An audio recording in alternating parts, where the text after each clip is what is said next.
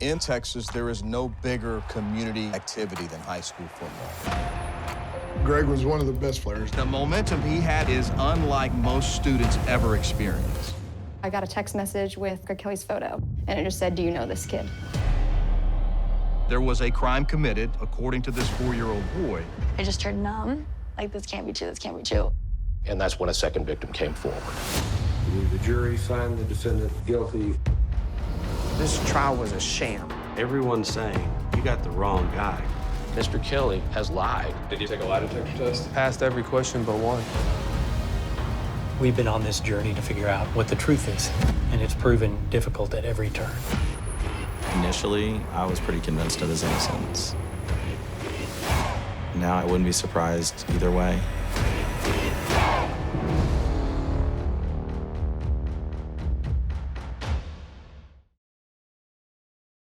UFC 251 is this Saturday, and we thought it was going to be headlined by Kamaru Usman taking on Gilbert Burns, but no, BC, it would not be. Gilbert Burns, unfortunately, tested positive for COVID-19. He is out. Gamebred is in. Jorge Masvidal will now be the opponent for Kamaru Usman. To me, this is I'm gonna say, BC, this is a game changer for UFC. Right? So let me put the question to you. That's my opinion, but I want you to go first.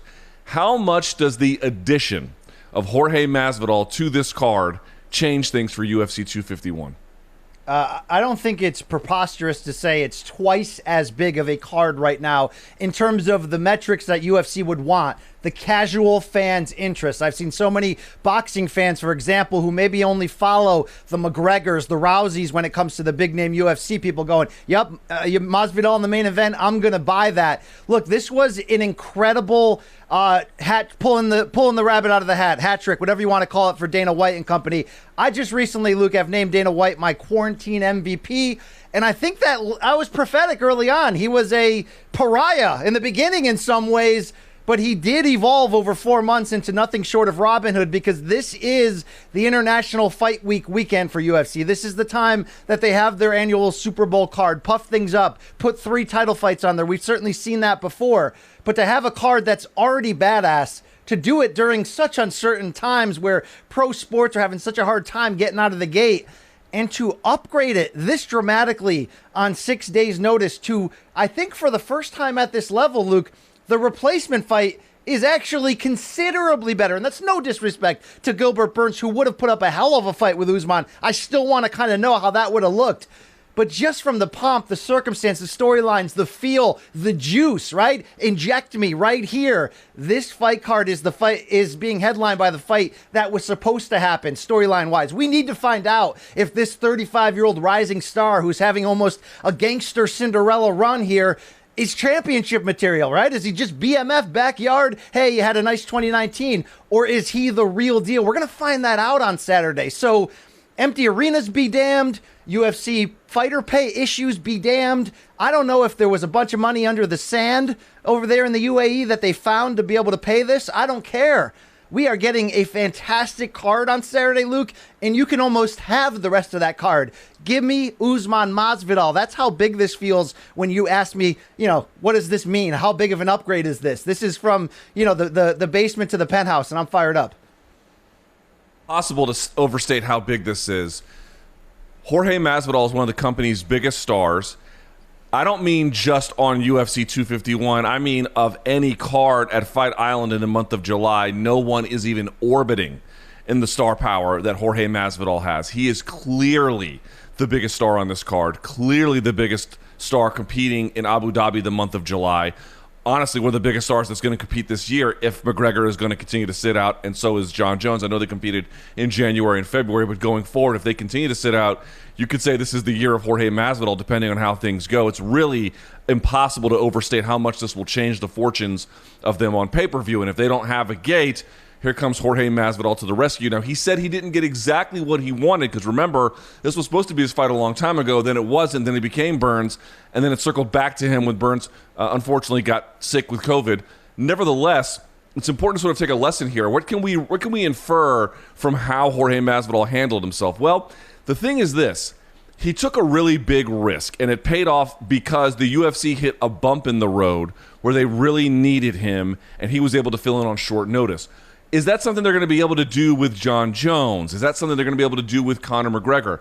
I'm a little less willing to believe that, only because, remember, Jorge Masvidal may have stopped training about a month before the fight eventually went to Gilbert Burns, but he was training for a wrestler. He brought in Bo Nickel, the Penn State standout, to help him get ready for this. Of course, things kind of fell out a little bit late, and now he had to scramble at the last minute. But he was anticipating for a long time a fight with Kamaru Usman, and he was sort of kind of ready. Plus, the UFC hit this road bump where, one of their main event fighters all of a sudden at the last second can't compete due to this strange kind of illness that they have. So he was ready in a pinch. I don't know how much that's going to affect the fortunes of these other A-list fighters who are sitting out who also want raises, but it clearly worked out for him. So it was a gamble and a risky one, but it appears to have paid off. He said he didn't get exactly what he wanted. He got pretty close. So it changes the fortunes of UFC 251. It's a big boost, obviously, in the career of Jorge Masvidal in terms of the money he wanted. The only thing I'm a little bit skeptical about is that this is, forget all the pomp and circumstance as you indicated, BC, I'm not entirely convinced that this is a better fight than the one we would have gotten with Gilbert Burns. Now, we won't know the answer to that unless Kamaru wins, and I'm assuming that Gilbert Burns is going to be your number one contender, so let's see how that would go if, in fact, things go that way. But because Gilbert Burns is a good wrestler and a phenomenal submission grappler, I kind of thought that fight would be a little bit more on the feet. The thing about Jorge Masvidal is, he is one of the best pure boxers in all of MMA. Forget just the UFC's welterweight division. If Kamaru Usman stands with this guy for too long, I don't like his chances. So I just have to imagine there's going to be a lot more of clinching, wrestling, pressing him up against the fence, kind of trying taking him out of that. Now, we know, BC, Jorge Masvidal is good everywhere. I'm not really ready to believe that this makes the actual fight better. I just think it makes everything around it a lot different. What's your sense about the fight? Look, I think if you know the game and you just look at on paper, the knee-jerk reaction is to do what you just said, which is Gilbert Burns is more well-rounded. So in theory, this is a little bit easier. No, the argument. Whoa! The argument is not that. Hold on. I'll give it right back to you. The argument is not that Gilbert Burns is more well-rounded. Jorge Masvidal might be the most well-rounded fighter in the UFC. The argument is that while they're both well-rounded, they have slightly different concentrations, and I think Jorge is much more dangerous on the feet. Gilbert much more dangerous on the ground. How does that change the equation a little bit? Well, look, I don't think if you're going on just pure strategy and X's and O's alone, it's necessarily incorrect to say what I just did. Gilbert Burns might be more well-rounded, right? We can flip a coin, whatever. So is it a little bit easier of a preparation for Jorge? Maybe, right? And if you look at their differences, if he can ragdoll Tyron Woodley that easily for 5 rounds, well, this has potential to be a really bad trap fight for Jorge, right? But I don't think this is one of those situations, Luke, where the natural sort of way of things are going will play in, because nothing about this situation is precedented, right? It's not just we're flying to Abu Dhabi, we're fighting at 6 a.m, we're taking this fight on 6 days' notice, we're in the midst of a quarantine. There are so many things right now that typically would be an issue for people. And maybe, and a lot of times you say, how the hell is Masvidal going to cut the 20 pounds and get in that level of shape?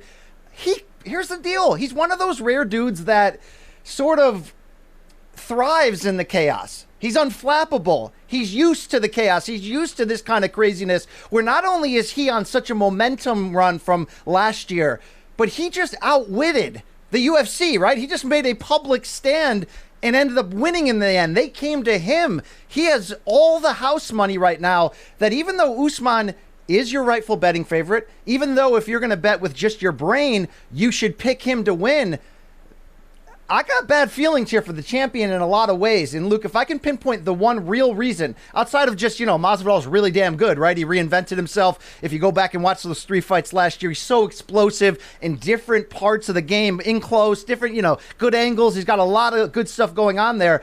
I think Usman is a little bit too in love with fighting back the critics, right? Like, this upgrade in opponent gives him a chance to potentially be a star if he goes in there and dramatically beats Jorge Masvidal. I mean, Usman could become everything that he thinks he is and wants to be. But Luke, I don't know if you've interviewed him in the last 6 months or specifically after the Covington fight. he takes a lot of issue, this is Usman, when people think he's one-dimensional, when people don't think his striking is on the level of his ground game. He'll cut you off in the interview. I've seen multiple times where he's sort of been like, whoa, hold on. Did you watch the Covington fight? And what I want to say to that is, going 5 rounds, life or death boxing with Colby. I mean, it was entertainment. It was a blood and guts performance. He won the fight. He stopped him.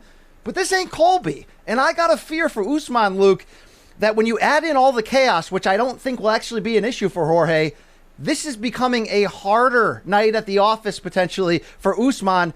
And I think he's got too big of a chip on his shoulder to want to go in there and prove to a lot of people and to take this opportunity and cash it in for its full value. If he blanks Jorge for 5 rounds and wins, okay, it's a great win in front of a lot of eyes, but people don't value that on the casual commercial level. The way to do it is to finish a man. And Luke, I got news for you. You already know this answer. This is the one way he can lose this fight, mano a mano against Jorge. And Masvidal's a live dog because he's a firecracker, but I think the politics, all the things that are playing into this fight, the subconscious is gonna end up hurting Usman. I actually believe, as wild as this is at 35, 17 years in the game, that Jorge Masvidal has a very good chance of exiting the fight on Saturday as your UFC welterweight champion and maybe even calling out Conor. I mean, fortunes can flip quickly in UFC, Luke, but this weekend has potential from a, like I said, commercial standpoint to be an absolute blockbuster. Yeah, very quickly, because we got to get to these other pieces, but you're right. First of all, I've not talked to Kamaru since the Colby fight. His management won't let me talk to him or any of his other fighters that he signs. But in terms of Jorge, if he wins here, I think it sets up a Conor McGregor fight. I mean, we don't know what Conor McGregor wants, but you would imagine at that point he would have the welterweight title and the BMF title. I mean, if that doesn't bring Conor back to the negotiating table, I'm at a loss to know what would. So that would be huge. On the other hand, if Kamaru wins, I think it would be a major boost to his star power. You're right. How he does it would make a bit of an impact because, do people really want the 5-round kind of lay on you main event? Maybe, maybe not. It certainly hasn't shown itself to be the best star-making performance kind of a prototype in the world. The last thing I'd say here, because we got to move on to point 2, BC, I think you would agree. Mike Bond tweeted this. This will be the 49th professional contest for Jorge Masvidal, which means he will be the most senior fighter in terms of the number of fights to get a UFC title shot in history. No one has ever gotten it this late. Most guys who are really, really good, who can ascend to the title picture, tend to get it, sort of the mid-stage, either early mid or late mid portion of their career. He got it really kind of late, 35 years old. But as you indicated, he's got this reformation going on from his mindset, from his skill set. We're going to see what the full reality of that reformation is, where the buck stops. Does it stop with Kamaru Usman or maybe not? I have to tell you, though, if he wins that title, I don't think it puts him in the Hall of Fame. It's not good enough for that. But that would be one of the most stunning late career, what do you want to call it, blossomings that we've ever seen. Michael Bisping had one like that, where the last real chapter was maybe his best. And I thought that was fairly rare. But the difference in Bisping is he was already considered an elite fighter. He was just ultimately a bridesmaid. This is a guy who, as recently as 2017, was like a journeyman, Luke. I mean, 2018. I think it's a little overstated. Plus, he was competing in tougher divisions, 155 and 170. But to your point, Bisping, last second, gets the UFC 199 title shot. Boom, fortunes change overnight. Here comes Masvidal, last minute, 6-day title shot. What's he going to do with it? We'll see, but if he wins, it's going to change everything about his career, and he's already changed a lot, BC. Any final thoughts, because we got to move on? We've seen a couple of rags to riches stories in boxing, like a Glenn Johnson, a Carlos Baldomir, but none of them had the star power overnight that Jorge has right here. So this is kind of unprecedented, Luke, in combat sports to see this type of career arc, and it's hard not to cheer for him. Straight up, it's hard not to cheer for him. Business would be booming if this happens on Saturday. In Texas, there is no bigger community activity than high school football. Greg was one of the best players. The momentum he had is unlike most students ever experience. I got a text message with Greg Kelly's photo, and it just said, "Do you know this kid?" There was a crime committed, according to this 4-year-old boy. I just turned numb. Like, this can't be true, this can't be true. And that's when a second victim came forward. The jury found the defendant guilty. This trial was a sham. Everyone's saying, you got the wrong guy. Mr. Kelly has lied. Did you take a lie detector test? Passed every question but one. We've been on this journey to figure out what the truth is, and it's proven difficult at every turn. Initially, I was pretty convinced of his innocence. Now I wouldn't be surprised either way.